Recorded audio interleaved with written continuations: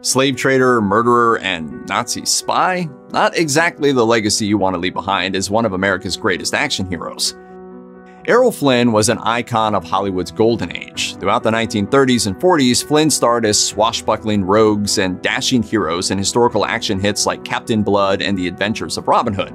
Flynn was a true movie star, but he may have been more famous for his personal life. Stories of his sexual exploits and misadventures, often embellished by Flynn himself, have become the stuff of Hollywood legend. A notorious drunk, he was known for sneaking alcohol and drugs onto set and getting totally blitzed while filming, while his fondness for underage women put him at the center of one of Hollywood's first major sex scandals. Before Errol Flynn became a star in the United States, he spent much of his childhood in Tasmania. True to his future bad boy persona, he was a rebellious child who rejected authority at an early age, running away from home at the age of 7 to escape a beating for playing doctor with a young girl. Later, at age 17, he was expelled from high school for being involved in an Australian gang. Even his mother referred to him as a devil in boy's clothing. Some of the most shocking stories of his life before Hollywood were probably embellished by Flynn himself. In his autobiography, My Wicked, Wicked Ways, Flynn describes himself as a ship's captain, a gold prospector, and sometimes even as a slave trader. In his book, Flynn talks about how he tricked the indigenous people of New Guinea into coming with him onto plantations where he sold them as indentured servants. According to Flynn, he was on one of these horrific trips when he and his assistant were attacked in the jungle. His assistant was killed, but Flynn escaped unharmed, claiming he killed one of his attackers by shooting him in the neck. When Flynn was tried for murder, he was judged not guilty and left New Guinea soon afterward. Flynn's first film role wasn't in Hollywood. According to Flynn, he was in New Guinea captaining a boat on the Sepik River when he was hired by filmmakers who were shooting a movie called In the Wake of the Bounty. His dashing good looks caught the eye of an executive who thought he would be the perfect type to cast for Fletcher Christian. He got the film's leading role, but while the movie did not make Flynn a star, it did ignite in him the desire to become an actor. It is believed that Flynn, who was dating a wealthier older woman at the time, stole and sold some of her jewelry to pay for a trip to England. Once there, he conned his way into a British theater company by convincing them he was a major star in Australia, even providing them with a list of phony credits. From there, he was cast in a murder mystery that was being filmed by Warner Brothers in London, and soon he was on his way to Hollywood. In 1934, while Flynn was on a steamship bound for New York, he met a French film star named Lily Demita. Demita would become Flynn's first wife, but they didn't hit it off right away. According to Flynn, when he asked the star to dance with him, she replied, "Perhaps, come back later." When they met again in Hollywood, however, they started a romance almost immediately. The name is Errol Flynn, and it has been a pleasure, Lily. The two were married for 7 years, but few of them were happy. They argued so much they were sometimes referred to as the Battling Flynns. It is believed that their fights were often physical, and Flynn frequently arrived on set with injuries from his wife throwing things at him. When Flynn was late to their one-year anniversary party, witnesses said that the brawl between them was so spectacular that they both ended up in the hospital. Concerned about what the public would think about one of their stars hitting his wife, the studio covered the incident up. Injuries were explained away as the result of a car crash caused by Flynn heroically swerving to avoid hitting a cat. Actor John Barrymore, an iconic figure of the silent era, was Errol Flynn's mentor and one of his closest friends. Barrymore was also known for partying. Sadly, by the time he and Flynn met, alcoholism had taken a toll on Barrymore's career, but this didn't make him any less a hero in Flynn's eyes. After Flynn's inevitable divorce from Lily Demita, he spent more and more time partying with Barrymore, and Barrymore frequently stayed at Flynn's house. When Barrymore died in 1942, Flynn was devastated, but several of Flynn's friends allegedly took the opportunity to play a ghoulish prank on him. They paid the undertaker $100 to let them borrow the actor's body, then snuck into Flynn's house and propped it up in a chair. When the very drunk Flynn returned home that evening, he found the dead Barrymore waiting for him. According to Flynn, he was so terrified he ran back out of his house and was preparing to drive away when the pranksters came clean. Unlike many of his contemporaries in Hollywood, Errol Flynn never fought in World War II. There have been a few explanations for why he was never in the army. Some have speculated that Flynn simply didn't care about the war. Several of Flynn's friends believed he was intentionally avoiding service, either because he was afraid or because he didn't seem to care very much about the war in general. One of Flynn's closest friends, David Niven, described Flynn as having no loyalties whatsoever. At 33, Flynn was not too old to be in the military, but he was declared unfit for service for health reasons. Many were suspicious of Flynn's medical status, suggesting that the studio may have gotten Flynn exempted from military service so they wouldn't lose their star. No matter what the truth of the situation was, many found it hard to believe their beloved action hero was unfit for service. It appears, however, that Flynn's medical conditions were genuine. He even sometimes collapsed while filming. I'm all right. Oh my God! You scared me. Can I get you anything? What? No, it's all right. It's an ancient case of malaria. Sources close to Flynn later revealed he was declared unfit for service in any branch of the military because he had suffered from a long list of potentially serious medical issues, including a heart condition, recurrent malaria, chronic tuberculosis, multiple STDs, and chronic pain, to name just a few. Errol Flynn was a movie star, and he lived like one. His house, located on the famous Mulholland Drive in the Hollywood Hills, was a classic party house. The estate was part home, part casino, and was as unusual as its owner, featuring hidden passageways, two-way mirrors, and peepholes for secretly watching other people in the house. And according to Flynn, there was certainly no shortage of interesting guests to spy on. The house was a nearly non-stop Hollywood party, attended by Flynn's friends, other movie stars, and even total strangers. Apparently, there were sometimes so many people milling around when Flynn got home, he often had trouble getting in the front door. Devilishly handsome, Flynn was an unapologetic womanizer, claiming he was so irresistible to women that he needed a baseball bat to fend them off. With women banging on the doors of the Mulholland house at every hour of the night and day, Flynn claimed he had to bolt the doors against them while fending off a daily flood of marriage proposals.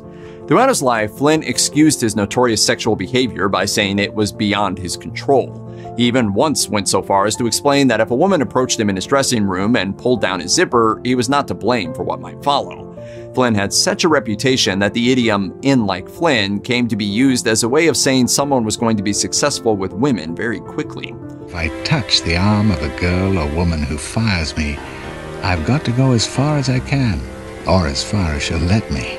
In 1942, a pair of policemen dropped by the Mulholland house to see Flynn. He invited them inside, offered them coffee, and proceeded to discuss a report they had received about him.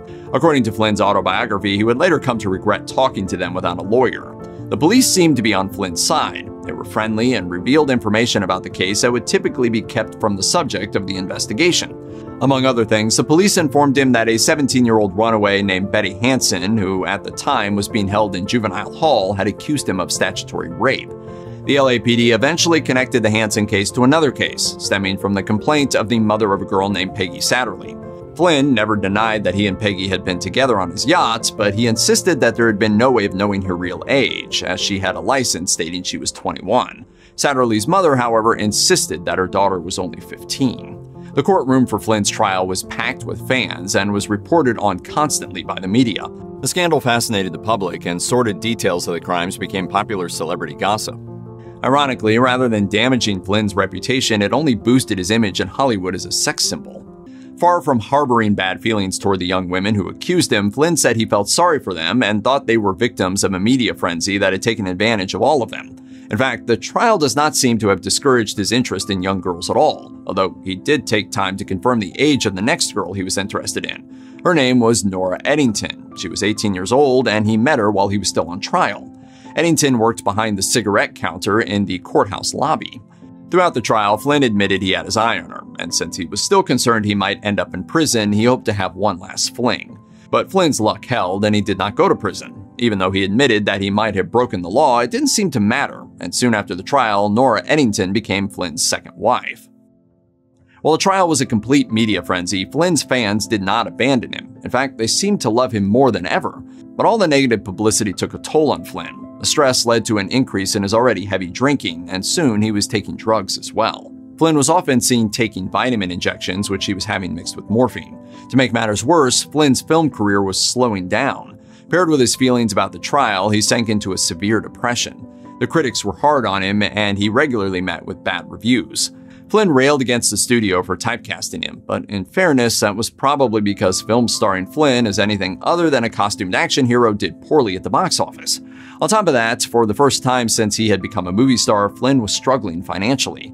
Directors hired to work with Flynn had to be warned about his excessive drinking, and he still managed to find ways to drink on set. One strategy Flynn used was to inject booze into oranges, which he would eat on set throughout the shoot. Within a few years, he would also struggle with heroin addiction. He became extremely difficult to work with, and eventually both his marriage to Nora and his contract with Warner Brothers came to an end. In a tape-recorded interview years after Flynn's death, Nora Eddington discussed the effect Flynn's drug use had on their marriage. He thought he could stop when he wanted to, but he went on, and it does catch up with you.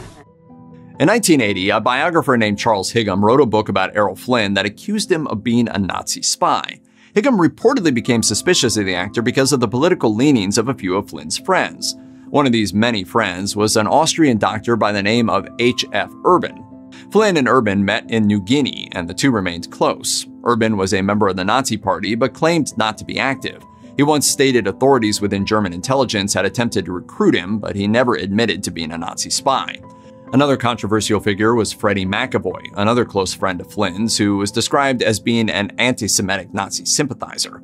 In addition, Higham also claimed to have received confirmation from a woman whose husband worked closely with Flynn that, when drunk, the actor had revealed he was secretly working for the Nazis. Many points of Higham's theory have since been refuted, and while Flynn's connection to several Nazi sympathizers has been confirmed, there is no hard evidence that Flynn himself was a spy. For years, Errol Flynn was a celebrated action hero, but after his film The Adventures of Don Juan bombed, the studio decided he'd become more trouble than he was worth. For a while, Flynn was only able to work abroad or on television. Once, when he attempted to co-finance his own film in the hopes of making a comeback, the shoot had to be canceled when the production ran out of money. Struggling financially and hounded by the IRS, Flynn was forced to take small roles just to stay afloat. While Flynn would never again star as a hero in a costumed action film, this new phase in his career would lead to what some consider to be his best work as an actor. In the 1957 film adaptation of Ernest Hemingway's novel The Sun Also Rises, Flynn was cast as the exciting, debt-ridden, frequently intoxicated war vet Mike Campbell. This emotionally complex role allowed Flynn to explore new territory in his acting career. His work was so well received by the critics that Warner Brothers cast him again, this time as his old friend John Barrymore in Too Much Too Soon, an adaptation of Diana Barrymore's memoir about her life with her famous father. It would be his last appearance in a major Hollywood picture. Flynn died suddenly on October 14, 1959, while on a trip to Vancouver, Canada. A rogue to the very end, rumor has it he was buried with 6 bottles of his favorite whiskey. If you or someone you know is struggling with addiction issues, help is available. Visit the Substance Abuse and Mental Health Services Administration website or contact SAMHSA's National Helpline at 1-800-662-HELP 4357.